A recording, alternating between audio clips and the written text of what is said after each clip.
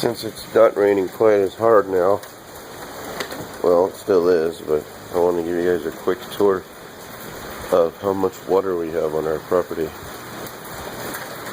So this is right outside my door, and the roof is giving way. It's leaking everywhere. I'll try to do this without getting the phone wet. So here's where my truck parks.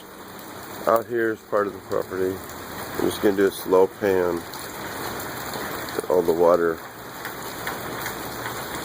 Oh my god, the rain barrel fell over. Well, that's probably a good thing. We have a rain barrel. It's raining so hard that the ground collapsed underneath our rain barrel and it fell over. Wow. There's our chicken coop. The poor birds out there are just probably doing what they can to stay dry.